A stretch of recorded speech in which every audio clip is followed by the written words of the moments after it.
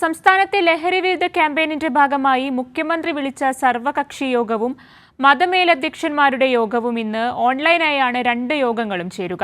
ലഹരി വസ്തുക്കളുടെ വ്യാപനം തടയാൻ വിപുലമായ ആക്ഷൻ പ്ലാൻ രൂപീകരിക്കാനാണ് സർക്കാർ ലക്ഷ്യമിടുന്നത്.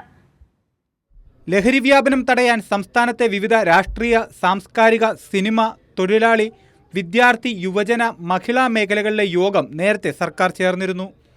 ഉന്നത ഉദ്യോഗസ്ഥരുടെ യോഗത്തിൽ പ്രത്യേക ആക്ഷൻ പ്ലാൻ രൂപീകരിക്കാനാണ് മുഖ്യമന്ത്രി നിർദ്ദേശം നൽകിയത്.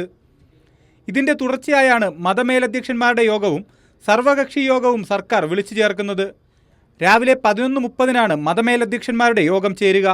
വൈകുന്നേരം 3:30 സർവകക്ഷി യോഗവും ചേരും. മുഖ്യമന്ത്രിയുടെ അധ്യക്ഷതയിൽ ഇരു യോഗങ്ങളും ഓൺലൈനായാണ് ചേരുക. വിദ്യാർത്ഥി, യുവജന മേഖലകളിൽ വിപുലമായ ലഹരി വിരുദ്ധ പ്രചാരണത്തിനാണ് സർക്കാർ തയ്യാറെടുക്കുന്നത്. വിദ്യാർത്ഥി, യുവജന മേഖലകളിൽ വ്യത്യസ്തങ്ങളായ ക്യാമ്പയിനുകൾ സംഘടിപ്പിക്കാനാണ് സർക്കാർ തീരുമാനം. ടൂറിസം മേഖലകളിലും ലഹരി വിരുദ്ധ പ്രവർത്തനങ്ങളും മോണിറ്ററിംഗും സംഘടിപ്പിക്കും. 6 മാസത്തിലൊരിക്കൽ കുട്ടികളുടെ മെഡിക്കൽ ചെക്കപ്പ് നടത്താനും സർക്കാർ തീരുമാനിച്ചു. കുട്ടികളിലെയും കൗമാരക്കാരിലെയും അക്രമവാസന തടയാൻ തിങ്ക് ടാങ്ക് കർമ്മ പദ്ധതിയും സർക്കാർ രൂപീകരിച്ചിട്ടുണ്ട്. മുൻ chief secretary doctor V Venu ഉൾപ്പെടെയാണ് കർമ്മസമിതിയിലെ അംഗങ്ങൾ. കൈരളി ന്യൂസ്, തിരുവനന്തപുരം.